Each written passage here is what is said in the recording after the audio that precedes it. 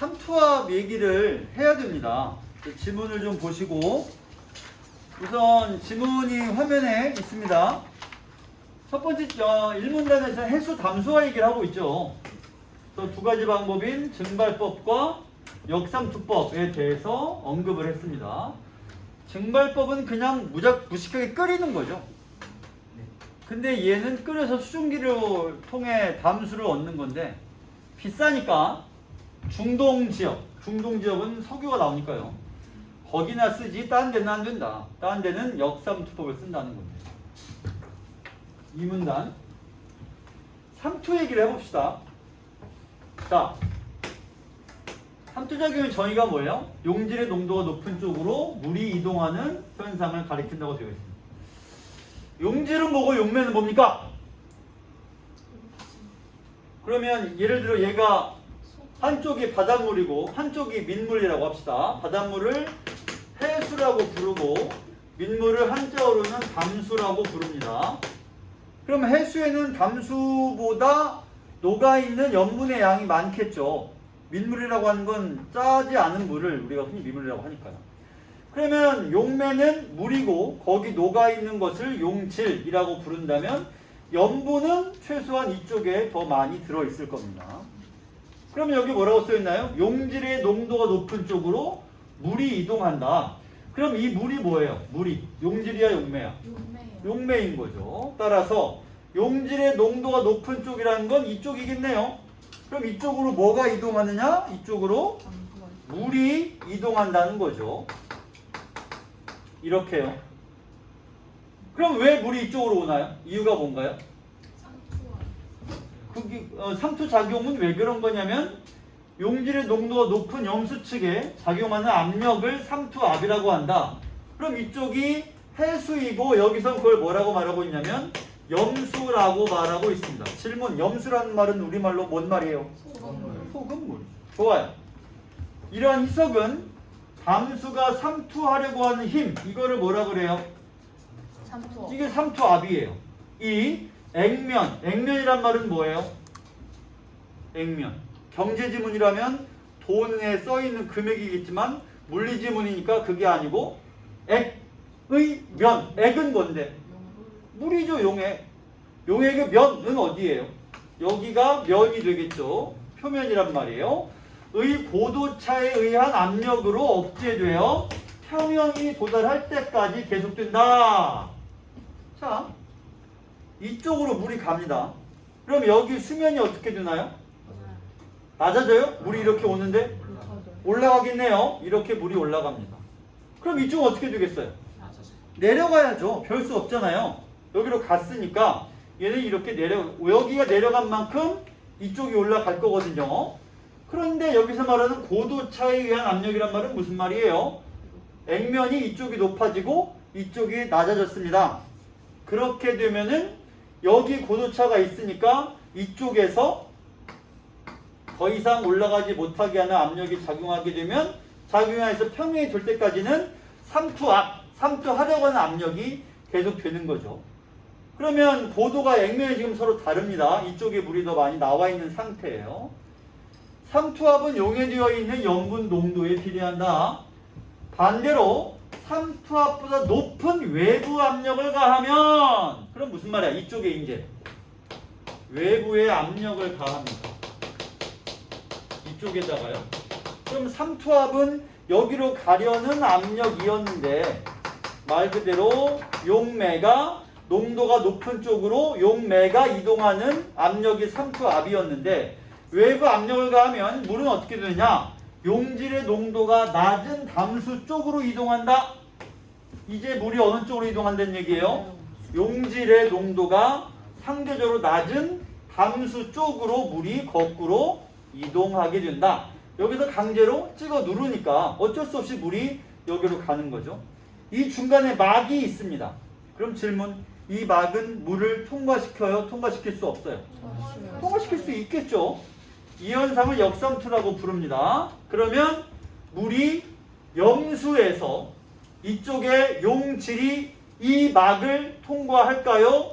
용매가 통과할까요? 용매. 여기는 물이 통과한다고 써있네요. 그럼 용질인 소금은요? 통과시키면 돼, 안 돼? 네. 안 되겠죠. 그럼 이 막의 조건이 뭐야? 소금은 물은 통과하고 소금은 통과하지 못해요. 그게 여기 나오네요. 특별한 막! 왜 특별하느냐?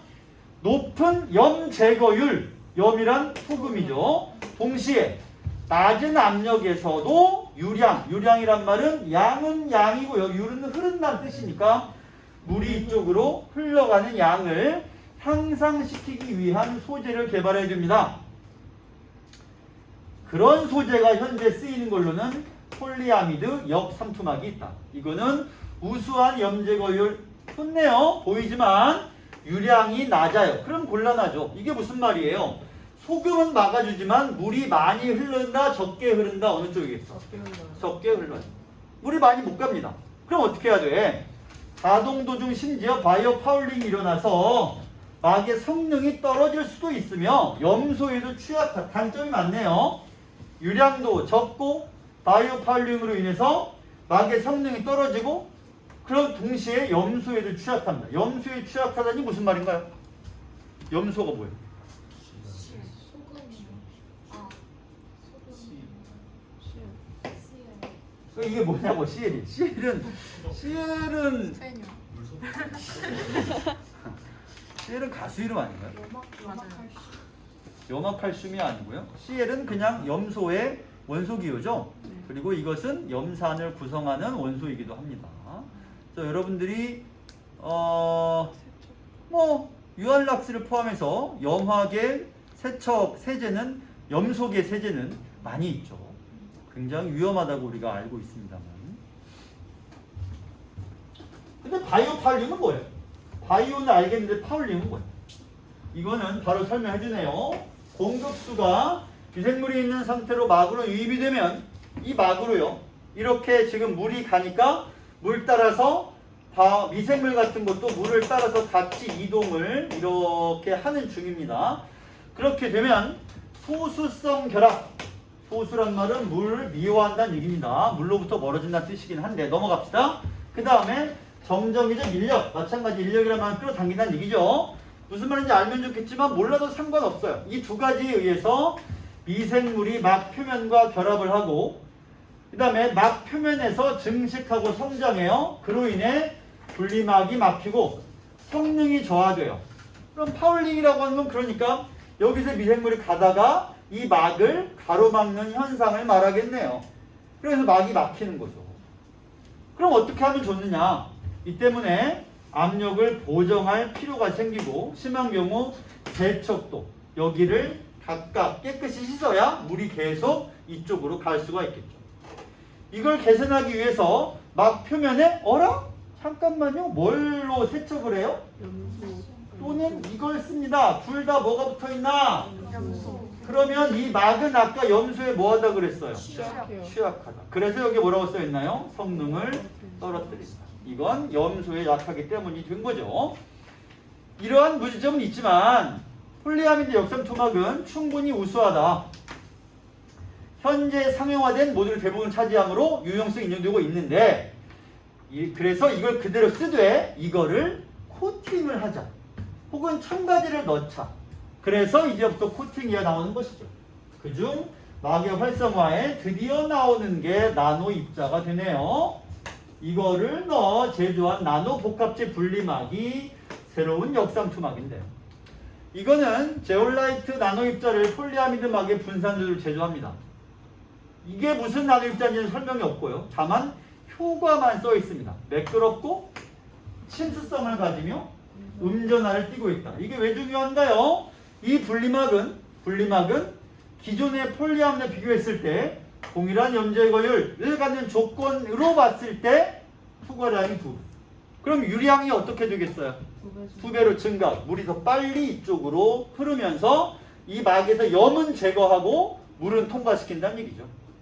어떻게 그런 일이 가능한가? 물 분자가 친수성을 띤 제올라이트 나노 입자의 기공을 따라 선택적으로 흐른다. 무슨 말이죠? 물은 흐르고 염은 막아준다 라는 말이 되겠네요. 또 있습니다. 덴드리머를 도입한 분리막도 나노과학을 이용한 것이다. 그럼 이건 뭔데요? 설명이 나와 있습니다. 단위 구조가 뻗어 있는 분자 화합물인데 최외곽에 존재하는 말단기는 뜻은 뒤에 나와 있습니다. 덴드리움의 표면 성질 용해등이 중요한데 무슨 역할을 하는데 그러니까 이거는 안 중요하고 이게 무슨 역할인지가 중요하죠. 말단기에 아민기라는 개수가 있는데 이 아민기의 개수가 증가하면 염 제거율이 높아지고 막의 친수성도 증가합니다. 염 제거율도 우리에게 필요한 거고 친수성도 필요합니다. 둘 다 필요한데 이게 무엇과 상관이 있느냐? 아민기의 개수와 상관이 있고 아민기는 어디 있어요? 말단기에 있습니다. 그러면 여기가 중요하고 여기는 아민기가 많은 게 중요하고 아민기는 이런 역할과 관련이 있다. 선지에 고스란히 등장하죠. 아민기라는 게 이런 것들을 우리에게 필요한 것들을 증가시켜준다. 따라서 당연히 투과량이 증가할 거고요. 오염도 적어서 장점이 꾸준히 나옵니다. 분리막은 합성 단점도 있네요. 합성 단계가 길어지는 단점이 있지만 나노효과뿐 아니라 역삼투막 착용 조건에서도 우수한 성능을 발휘할 수 있을 것으로 기대하고 있다. 어머? 그럼 아직 확정한 건 아니군요. 이건 기대하고 있다는 거지 그렇다가 아니니까요. 결론이 나옵니다. 분리막은 불필요한 물질의 분리와 유용한 물질의 생산에 있어 다양하게 이용해준다. 질문! 이거는 뭐고? 이거는 뭔가요? 이건 뭐예요? 소금 제거. 이건 물이죠. 담수를 이쪽으로 보내주는 겁니다. 그러면 이런 것만 할 수 있는 게 아니라 다양한 응용이 가능하다. 가장 센 물을 경제성 있게 얻기 위해서는 회수율을 높이면서 정수 비용을 줄일 수 있는 고성능의 분리막이 필요한데 이것은 등등등에 유용하다. 그럼 등등등을 이루면 되는 거지 이걸 다 머릿속에 남겨둘 필요는 없는 거죠. 등등등에 유용하되 전망인 셈이고요. 소형화된 생의학 시스템에서도 응용될 수 있다. 나중에 와서 다시 확인해도 됩니다. 이걸 기억하려고 애쓸 필요는 없죠. 전망을 얘기했구나. 끝. 넘어가야죠. 자, 문제를 좀 풀어보겠습니다. 먼저 이게 여러분 프린트로 몇 번이죠? 18번이죠? 8번. 설명으로 옳은 것은 1번이 답입니다. 좋아요. 그럼 2번은 왜 틀려요? 미래 발전 분야의 동향을 전망하고 있다가 틀리나? 화학적 구성 요소가 아니라 무엇을 말하고 있어요? 분리막의 구성 요소가 뭔데 이 글에서? 분리막은 뭘 구성되어 있어요? 나노 입자로 코팅되어 있고 그 다음에 분리막 자체가 어떤 기능을 하는지를 말해주고 있을 뿐 화학적인 구성 요소를 말하고 있지는 않습니다. 미래의 동향은 어디 있어? 마지막 단락에 있잖아. 끝문단에 얘기했던 거죠. 3번 삼투와 역삼투의 영향력을 분석하고 이에 대해 구체적 사례를 뒷받침하고 있다 라고 써있는데 3번 선지가 어디가 틀렸는지 알기가 거의 불가능에 가깝지 않을까? 어디가 틀렸을까요? 3번 선지는 영향력 분석. 여기 보면 여기 보세요. 이거 분석이라고 하는 거는 영향력이 어떠하다라고 말하는 거죠. 근데 이 글에서는 삼투와 역삼투의 인과를 밝히고 있고요. 그 다음에 그 결과와 그로 인한 후 단계, 이어지는 단계를 설명하고 있습니다. 그것을 분석하고 있지는 않은 겁니다. 분석하려면 뭐 해야 되냐면 그것의 의의를 밝히고 어디에 쓰이는지까지 다 밝혀야 되는데 설명에 그치고 있습니다. 그래서 분석이라고 보기는 어렵고요. 설명하고 있다? 그 뒤 과정을 밝히고 있다면 충분합니다. 3번은 이게 틀리죠. 이선지는 사실 수업 준비할 때 분석을 다른 걸로 좀 바꿔서 내야 되지 않나 바꿀까 하다가 그냥 두긴 했습니다. 앞에 있는 말 중에 몇 개는 내가 지금 선지 바꾸는 게 있어요. 여러분 더 직관적으로 판단하기 좋으라고. 이건 그냥 일단 내버려 뒀습니다. 나머지는 굳이 읽지 않아도 될 것 같습니다.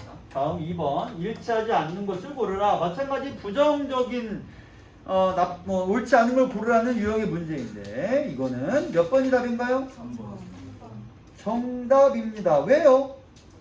낮은 온도란 말이 온도 얘기는 전혀 언급이 안 되어 있죠. 자, 그 다음 20번 이하 잘 풀었나? 2번. 왜요? 자, 먼저 민물고기 경우는 민물보다 체액의 농도가 높습니다. 그러면 물이 민물고기 몸속, 이때 물이라고 하는 건 어디까지나 용매야 용질이야? 용매예요. 그러면 용매가 민물고기 몸속으로 들어오는데 민물고기 몸은 민물, 즉 용매보다 체액의 농도가 높으니까 용질의 농도가 높다라고 이해할 수 있겠습니다. 따라서 물이 농도가 높은 쪽에서 용매만 농도가 이쪽이 높고 이쪽이 낮으니까 어디에서 어디로 이동하는 거예요?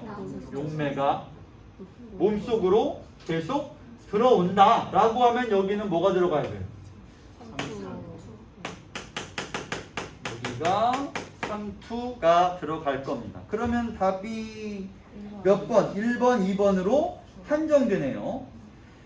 이때 민물고기는 물은 몸 밖으로 배출하고요. 바닷물고기는 어떠냐면 땡땡이 땡땡보다 고장의 뒤에 뜻이 써 있습니다.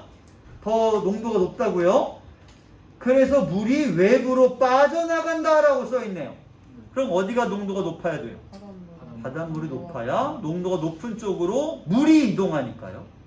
그 내용으로 찾으면 어느 거가 되겠어? 답은 2번이 되겠네요. 이렇게 풀어도 바로 2번이 나오긴 나오는데 나머지도 마찬가지. 라까지 이어진 내용 보면 이것이 역삼투에 어울리는 것임을 알 수 있습니다. 물어보자. 그래도 물어보자. 다시. 삼투라고 하는 건 뭐가 이동하는 거예요? 용질이 용매가. 용매가. 농도가 높은 쪽으로 낮은 쪽으로. 농도가 높은 쪽으로 물이 이동하는 거죠. 따라서 농도가 높은 쪽으로 물이 이동해서 농도의 균형을 맞춘다라고 이해하면 편합니다. 그러니까 싱거운 쪽에서 짠 쪽으로 물이 이동해서 양쪽의 농도를 균형을 맞춘다. 삼투에서 여러분이 이해해야 될 건 가장 중요하게 꼭 알아야 될 건 이거죠. 물이 이동한다. 소금이 이동하는 게 아니라 물이 이동한다. 용매가 이동하는 것을 알고 있어야 됩니다. 21번. 이거 풀려요? 뭐 어떻게 푸는 거야? 4번 5번인데 그거 어떻게 푸냐고? 자, 우선 칠판 보시고요. 자, 압력이 나와 있습니다. 이쪽에는 제거율이죠. 그러면 이거는 무엇을 제거하는 비율이겠어요? 위에 읽어봤을 때 소금을 제거. 정확히는 염을 제거한다라고 해야 되겠죠. 그 염 안에 이런 성분들이 있는 거예요. 그러면 질문, 제거율이 이렇게 높은 것과 이렇게 낮은 것은 그러니까 얘가 얘보다 그만큼 덜 제거되었다는 뜻이겠죠. 이쪽은 많이 제거됐고요. 자, 어느 쪽이 이 제거율로 측정한 쪽이에요? 이쪽이에요? 아니면 이쪽이에요? 담스 쪽이 제거율. 이쪽의 제거율이에요? 해수 쪽에 제거. 이쪽의 제거율이에요? 어느 거예요? 여기 뭐라고 써있죠? 그럼 우리는 어느 쪽에 있는 거를 결과적으로 써먹으려고 하는 거예요? 담스 쪽. 해수를 담수로 전환시켜 가지고 이쪽으로 물을 보내서 여기로 우리가 써먹겠다는 얘기죠. 이렇게요. 자, 그러면 여기로 물을 강제로 그러니까 압력을 줘가지고 물을 이쪽으로 막을 통과해서 물만 남겨놓고 이쪽에 있는 짠 것들은 갖다 버릴 겁니다. 나중에 이쪽에 물만 보내놓고요. 그러면 가장 많이 제거된 건 뭐예요? 마그네슘. 점선이니까 마그네슘이죠. 가장 적게 제거된 건 나트륨. 나트륨이네요. 자, 선지를 보겠습니다. 칼륨. 맨 밑에 칼륨이에요? 네. 응? 칼륨이. 삼각형이 칼륨이고 역삼각형이 나트륨이군요. 자, 갑니다. 틀린 걸 고르라고 했으니까 5번부터 보지 않고 그냥 1번부터 보겠습니다. 유량을 점검하는 항목이 추가되어야 한다. 분리막은 기능이 두 개죠. 하나는 염을 걸러내는 거, 나머지 하나는 물을 통과시키는 거. 그게 1번 선지의 내용이 되겠습니다. 2번, 압력을 가하더라도 용질의 농도가 낮은 쪽에 칼륨이 미세하게 있겠군. 어느 쪽이 용질의 농도가 낮은 쪽이에요? 감수 쪽이죠. 여기가 용질 농도 낮잖아요. 여기는 용질이 원래 많이 있었고. 그래서 이쪽에 칼륨이 어떻게 그걸 알아냈느냐? 제거율이 100이 아니니까. 조금은 미세하지만 남아있을 거란 얘기입니다. 다음 3번. 높일수록 여러 성분의 제거율이 높아지지만 분리막의 오염도도 증가하겠군. 이유는 뭐냐면 분리막의 오염도가 증가했다는 얘기는, 그러니까 다시 말하면 이것들이 이만큼 제거되었다면 제거된 건 지금 다 어디 있어요? 막에. 막이 껴있죠. 여기. 그게 오염도를 말하는 거니까. 그래서 3번 선지는 증가한다가 되겠습니다. 4번 선지는 안 읽겠습니다. 5번. 다른 조건이 같다는 전제하에 칼륨이 칼슘보다 인력이 더 크게. 여기 살짝 재진수로 했는데 이게 왜 재진수냐면 정전기적 인력을 활용해서 제거를 합니다. 그 말은 인력이 크게 작용했다라는 말 이꼴 무슨 말이 돼요? 더 많이 제거되었다 라는 뜻이 되는 것이죠. 그러면 칼륨과 칼슘 이걸로는 뭉쳐가지고 안 보인다. 어느 게 칼슘이에요? 두 번째가 칼슘이고 맨 마지막에. 요게 색깔을 보실까요? 요게 칼슘이죠. 그 다음에 칼륨이라고 하는 건 요거죠. 그러면 칼슘이 더 많이 제거되었으니까 칼슘이 정전기적 인력의 영향을 더 많이 받아야 되므로 이렇게 뒤집혀 있습니다. 재진수를 통해서 풀 수 있는 문제였고요. 마지막 22번. 기억의 이유를 추론했다. 옳은 것은? 이 문제 답은 몇 번일까요? 3번이요? 아닙니다. 5번이요? 답이네요. 왜죠? 아까 얘기했듯이 염소에 취약하다라고 했으니까 성능이 떨어지겠죠. 그러니까 염소 세척을 하면 안 된다는 얘기인데 염소로 세척한다 그랬으니 취약한 성분이 염소니까 성능이 떨어지게 될 것입니다. 23번은 안 하겠습니다. 자, 이제 넘어가서 다음 두 번째 의학기술의 나노테크 가봅시다.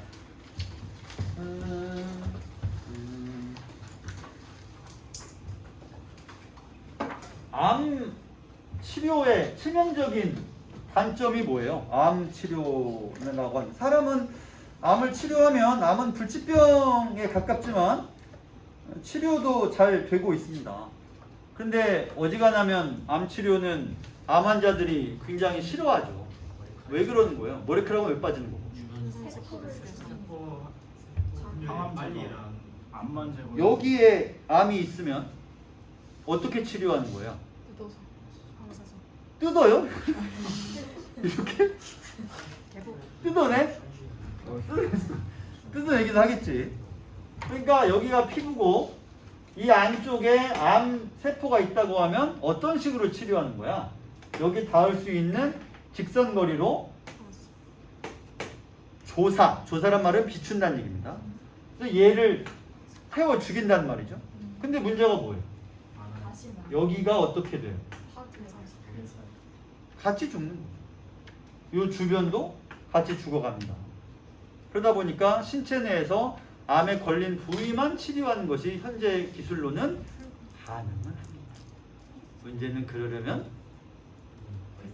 그래서 여러분들은 관심이 전혀 없겠지만 암보험 광고를 보면 선택적 치료비도 보장해 준다고 하면서 깜짝 놀라는 장면이 암보험 광고에 나오거든요. 그게 이제 이런 거. 선택형으로 암세포만 죽이는 치료는 당연히 고가니까 웬만한 보험에는 안 들어가 있습니다. 너무 비싸기 때문에. 그걸 해준다. 뭐 이런 광고겠죠. 자, 그러면 이런 식으로 무식하게 할 게 아니라 이건 마치 뭐 하러 갔냐면 좀 끔찍함을 주의하시고 부지깽이를 불로 시뻘겋게 달군 다음에 여기서부터 쿡 찌르는 거죠. 그럼 다 죽는 거예요. 다 죽는 거예요.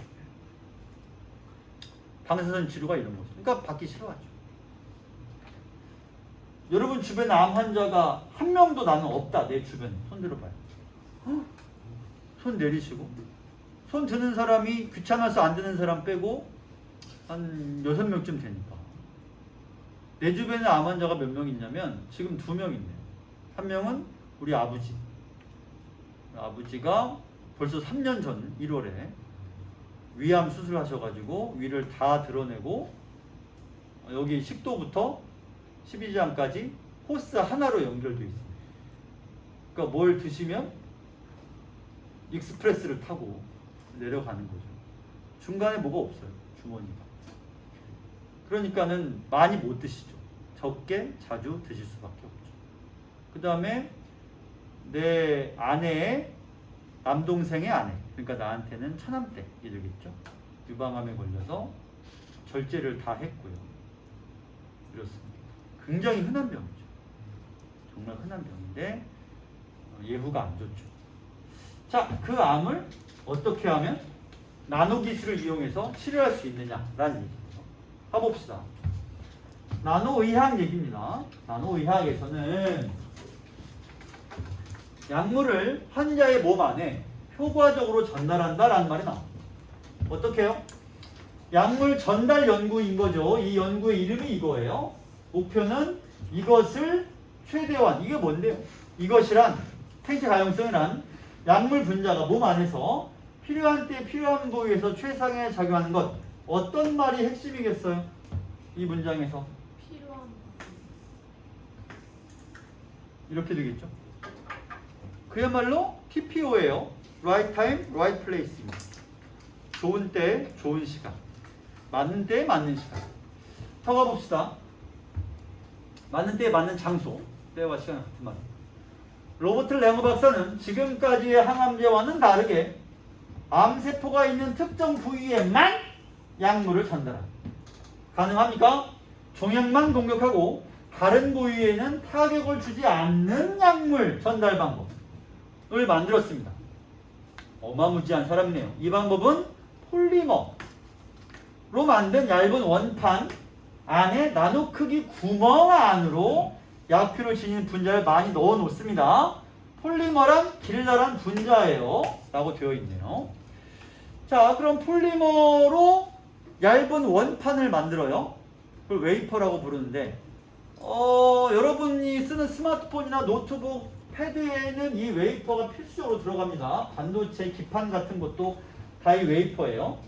그보다 훨씬 더 작은 원판에다가 나노 크기 구멍에 약물 분자를 넣어놨어요. 그래놓고 어떻게 합니까? 주사를 안 해요. 그럼 어떻게 해요? 폴리머로 된 물질 집어넣은 다음에 입안으로 삼킵니다. 그러면 환부가 뭐예요? 문제가 있는 환이라고 하는 건 질환할 때 환자입니다. 아프다라는 뜻이죠. 부는 부분이겠죠. 아픈 부분 소리했을 때 구조가 열리면서 1단계, 2단계, 3단계 약물이 몸 안에서 드디어 방출이 됩니다. 이때 약물 분자 나오는 속도는 빠르다, 느리다? 느리다.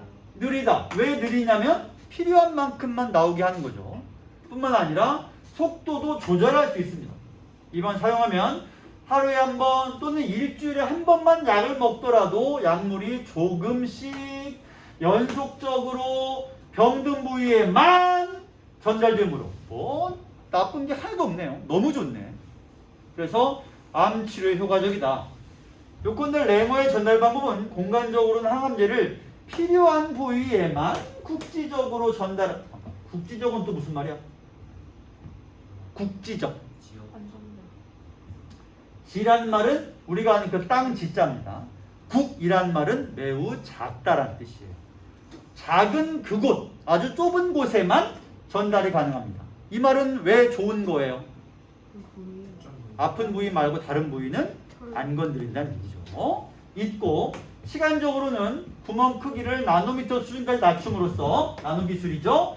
약물이 녹아 나오는 걸리는 시간을 수일부터 수년까지 자유자재로 조절할 수 있다. 대박입니다. 약 한 번 먹으면 몇 년 동안 문제없이 약효를 볼 수 있다는 얘기입니다.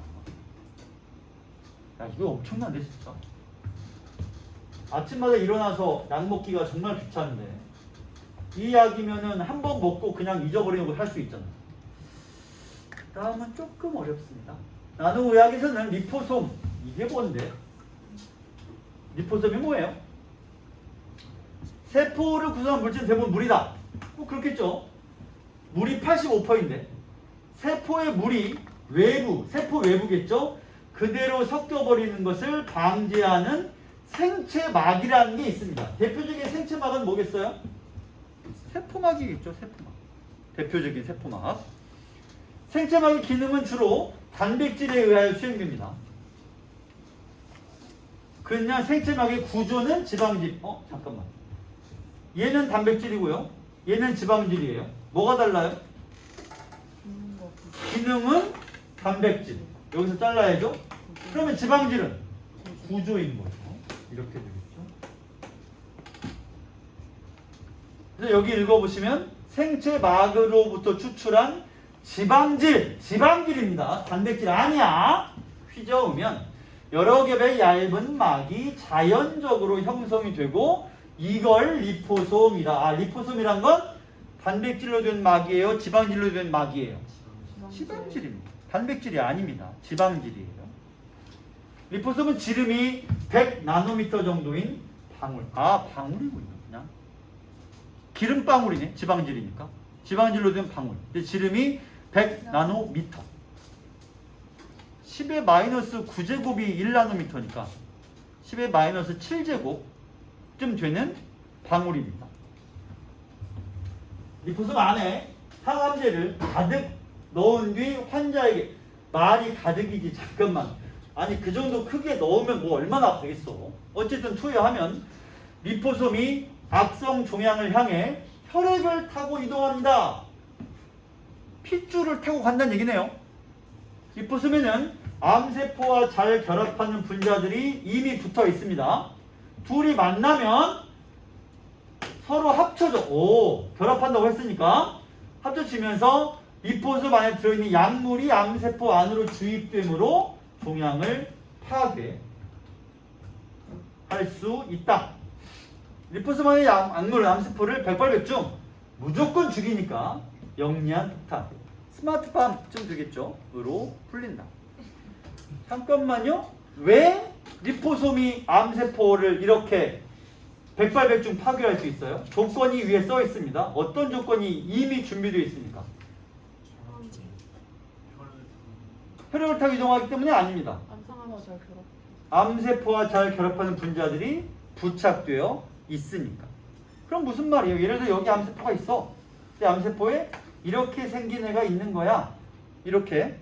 그러면 리포솜을 혈액을 타고 둥둥둥 띄어 보낼 때 이 리포솜에다가 뭘 만들어 두는 거예요? 표면에다가 거기에 걸릴 만한 걸 만들어 두어서 얘가 타고 가다가 암세포를 만나면 여기에 착 걸리게 이렇게 이런 식으로 말이죠. 그래서 결합해가지고 여기 있는 약물이 주입돼서 암세포를 백발백중 죽일 수 있게 한다는 거죠. 그러면 이 결합하는 분자가 뭔지는 요 다음 지문에서 우리가 읽을 수 있을 겁니다. 자, 여기까지 읽으면 지문이 마무리가 됐죠? 문제를 풀어보세요.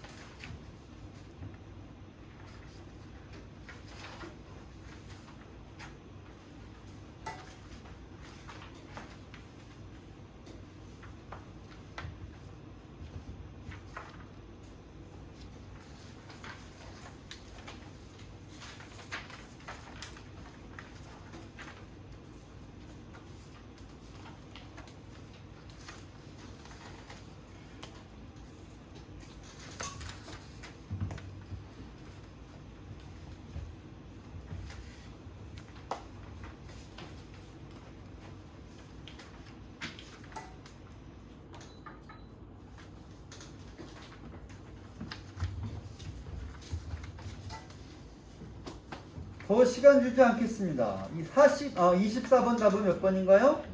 2번이죠. 어디가 틀렸어요? 단백질이 아니라 기름방울이죠. 기름방울. 25번 제기할 수 있는 의문인데 나노 입자가 과연 좋기만 하냐? 유의할 수 있다. 그럼 몇 번을 답으로 골라야 돼요? 2번. 자, 바로 다음 뒤에 비슷한 내용이니까 시간을 짧게 주겠습니다. 문제는 3문제예요. 6분 드립니다. 준비하시고 시작.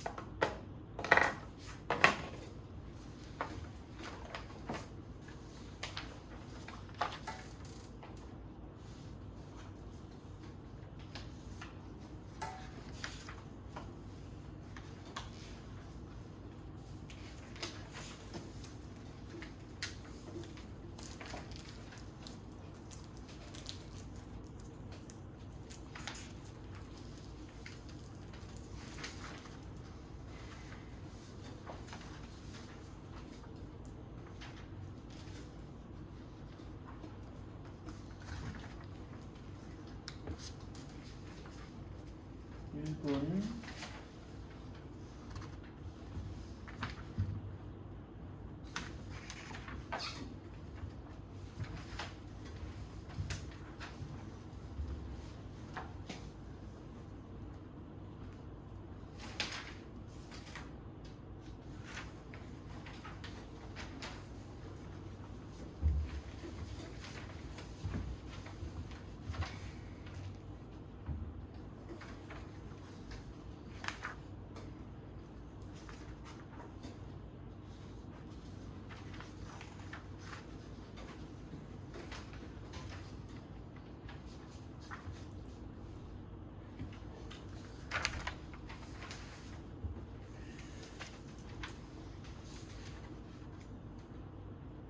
종료.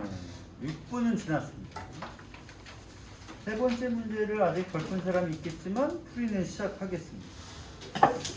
우선 이 문단까지 내용이 이미 읽은 내용과 매우 유사하고 다만 이 문단 끝에 보시면 이런 말이 보입니다.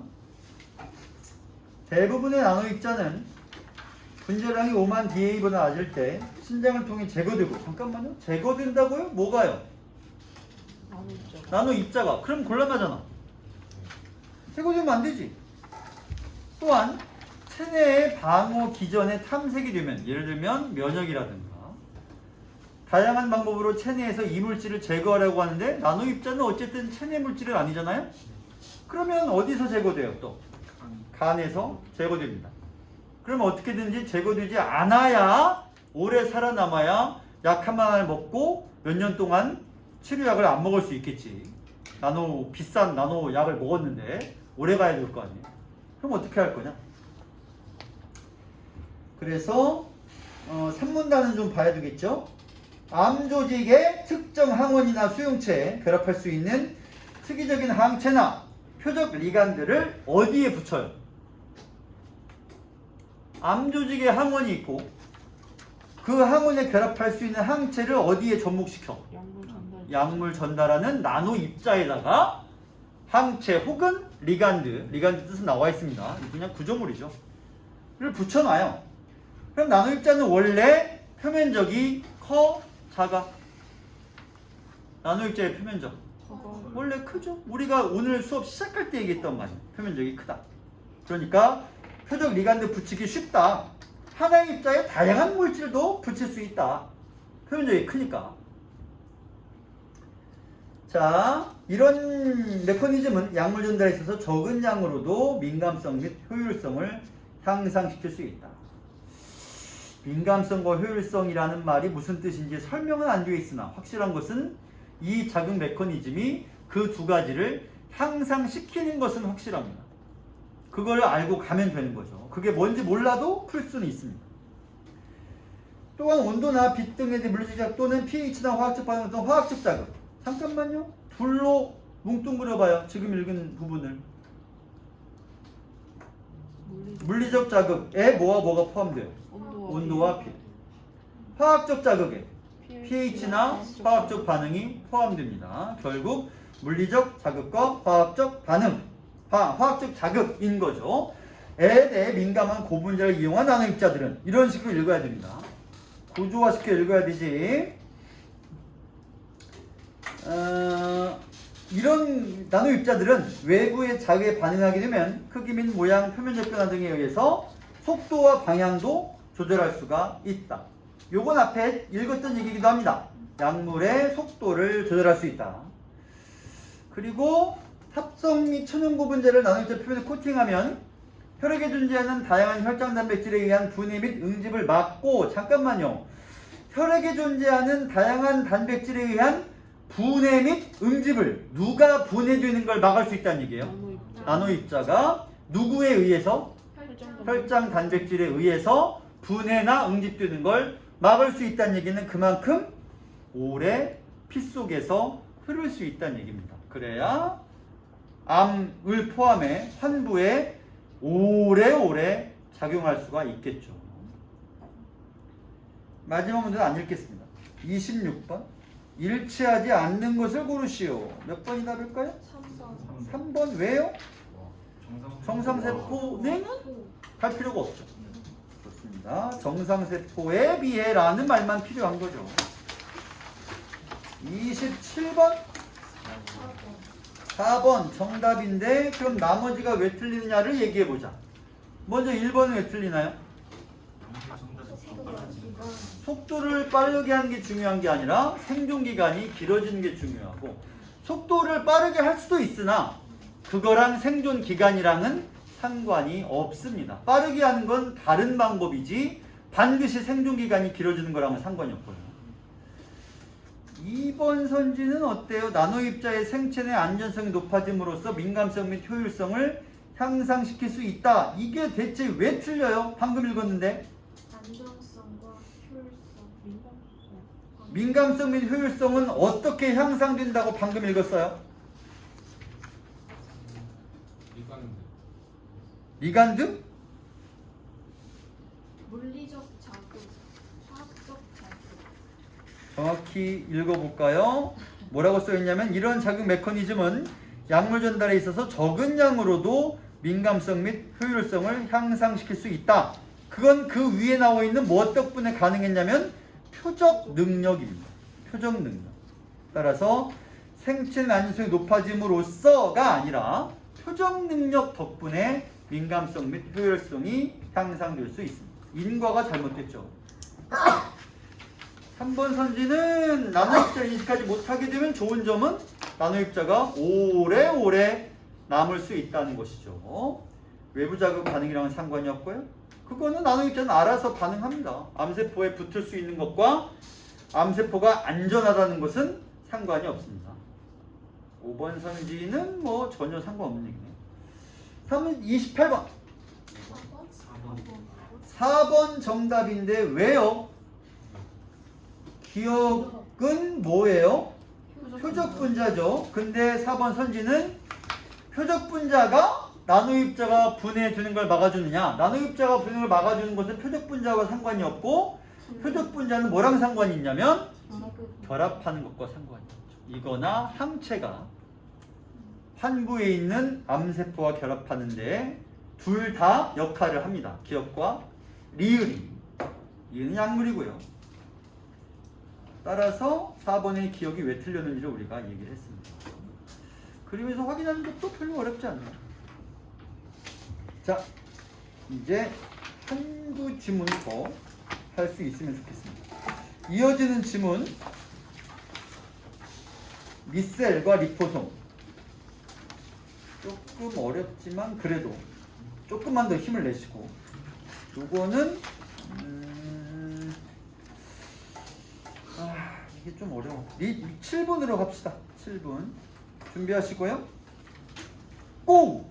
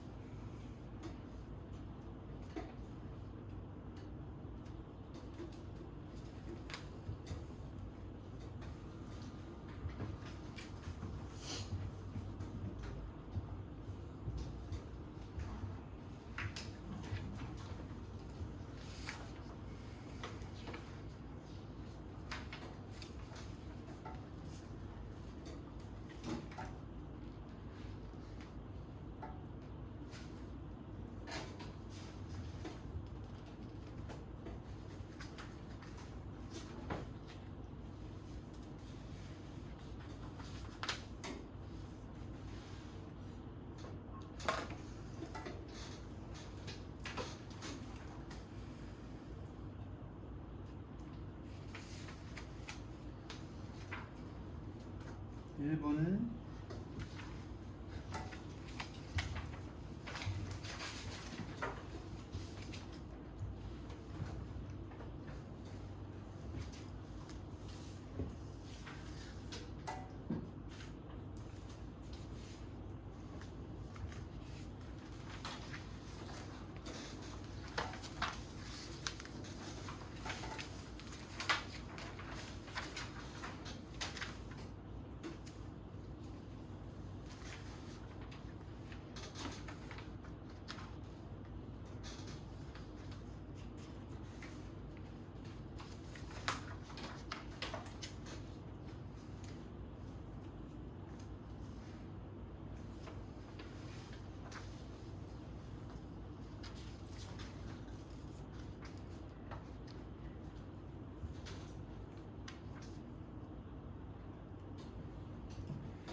종료.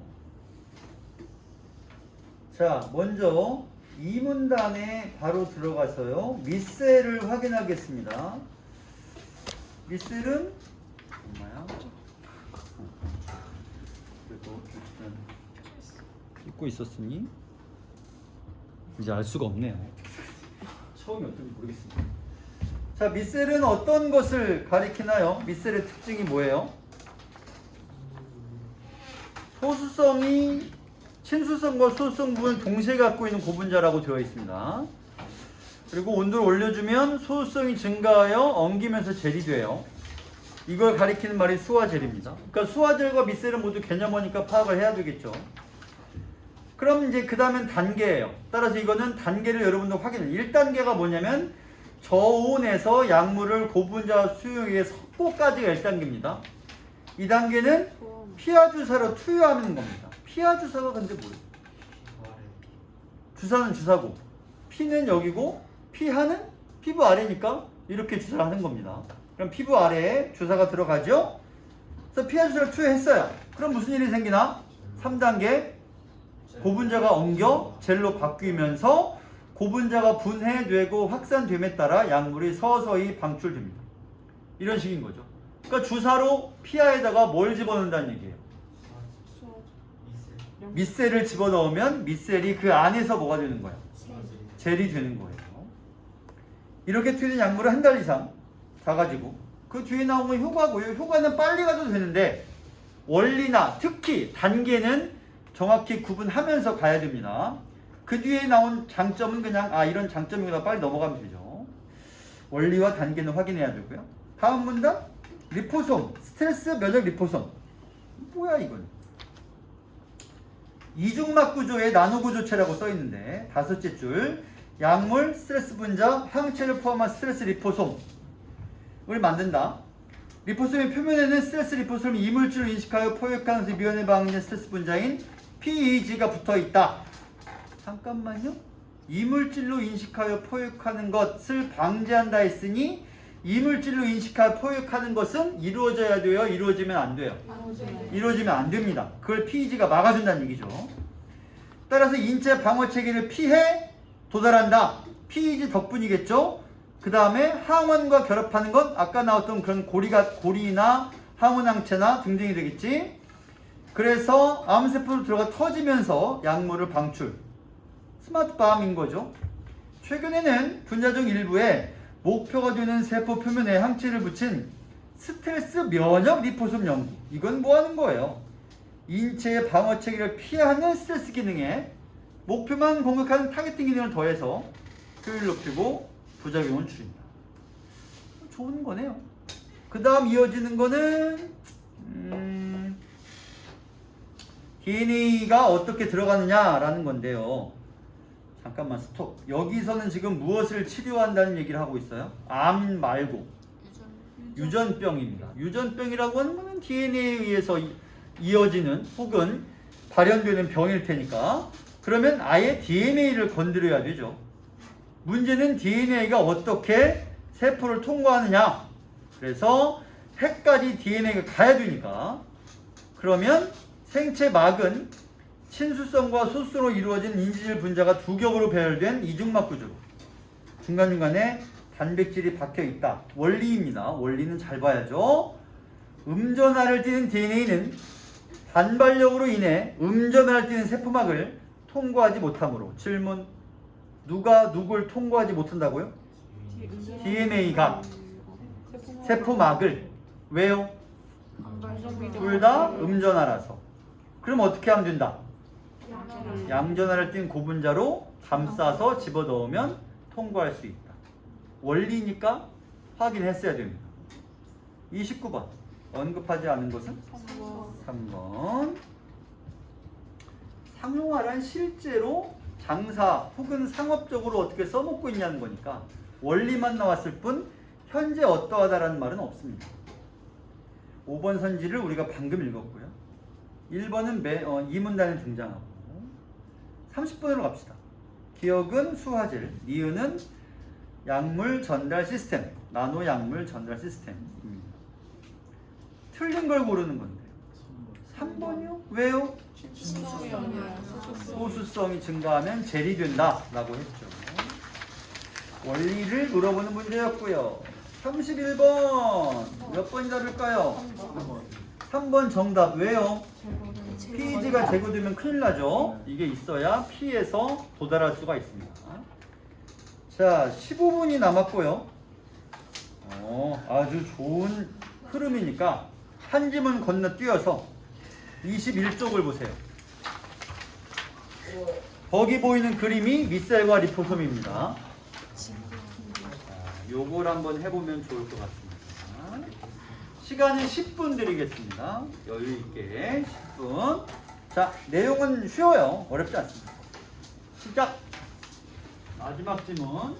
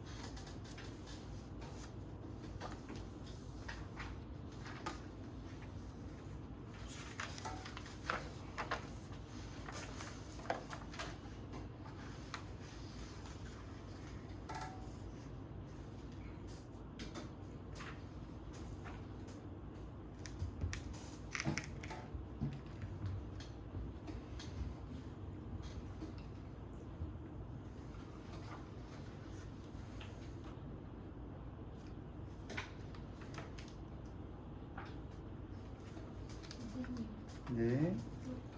37번의 그림에서 화살표가 잘 안 보이는.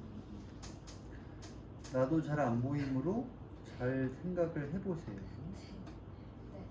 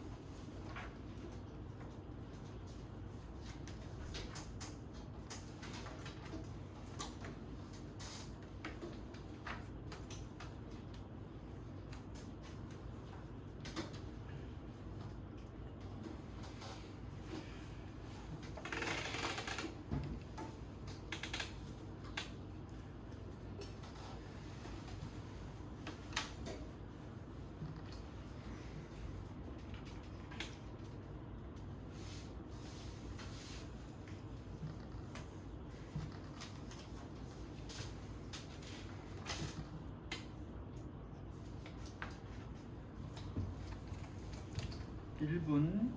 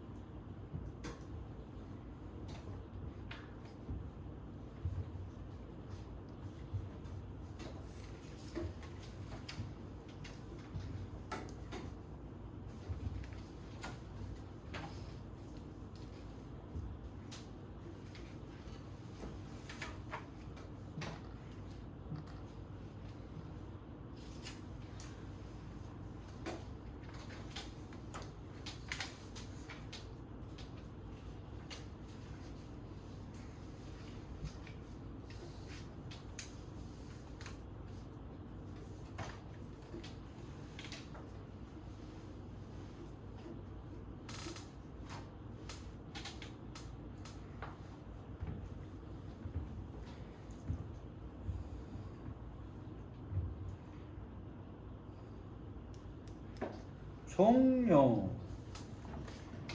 자, 지문은 다 읽을 시간이 없으니 안 읽을 거고요. 문제만 풀 텐데, 문제를 풀기 전에 간단히만 좀 얘기해 보자면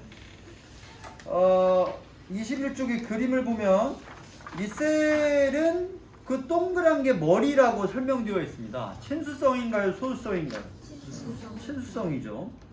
그럼 친수성을 띤 머리가 바깥에 있다는 것은 이 미셀이 지금 물 수용액 속에 들어가서 물과 맞닿은 쪽이 바깥으로 있고 물을 싫어하는 꼬리 쪽이 안쪽에 몰려 있다는 것을 확인할 수 있습니다. 반면에 옆에 있는 리포솜은 머리 쪽이 바깥에 나와 있고요. 그 다음에 이중층으로서 안쪽에도 또 머리가 몰려 있고 가운데는 전부 꼬리들이 서로 몰려 있습니다. 이것을 이중층이라고 부른다라고 되어 있죠. 기름에 들어가면 어떻게 돼요? 반대 방향이 된다라고 봐야 되겠죠. 따라서 수용액일 때 이 방향일 거고 지용액일 때는 반대일 겁니다. 그리고 인지질 이중층에다가도 약물을 끼워 넣을 수가 있고 내부에다가도 약물을 집어넣을 수가 있다. 안에 텅 빈 데에다가 넣는 약물은 수용성 약물이고 꼬리들이 몰려있는 데다가 억지로 끼워 넣는 건 지용성 약물이 되겠습니다. 지용은 기름에 녹아 이런 뜻인 거죠. 그러면 35번은 몇 번이 답이 되나요? 그렇죠. 수용성 약물은 수용액에서 녹여야 되는 것이죠. 36번은요? 그렇습니다. 37번의 A는 뭘 가리키는 것 같아요? 머리를 가리킵니다. 그렇죠. 그 다음에 B가 꼬리들이 몰려 들끼리 서로 마주보는 부분이고 C는 속의 텅 빈 부분일 거고 이건 쉽고요. D는 인지질 성분을 거기다 끼워 넣는 것이 될 겁니다. 그러니까 사실 B와 D는 큰 차이가 없는 거죠. 둘 다 소수성을 띠고 마주보고 있는 부분을 가리킵니다. 그럼 틀린 걸 고르라고 하면 답은 3번인데 왜냐면 B는 유기용매 안에서 안정적이라고 하지만 유기용매 넣게 되면 이게 지금 뒤집어져서 반대가 되고 그러면은 거기다 뭘 끼워 넣을 수가 없습니다. 그래서 안 되겠죠. 자, 고생했습니다. 정말 고생했고, 이 프린트 중에 조금이라도 궁금한 게 있으면 언제든지 나한테 가지고 오면 내가 프린트 해줄 거고요. 거듭말하지만 2달을 하기로 했는데 중간에 반만 하기로 해서 내 잘못이고 안 좋아요. 몸이 위험 신호를 보내서 쉴 때 쉬어야 되겠어. 미안합니다. 내 탓입니다. 이해해 주길 부탁드리고, 다음 달에 다른 선생님 수업이 다 선생님 두 분께 말씀드려놨으니까 필요하면 선생님들 수업을 문학과 비문학 둘 다 들을 수 있으니까 신청해서 들으십시오. 고생했습니다. 감사합니다. 냥. 자, 고생했습니다. 네.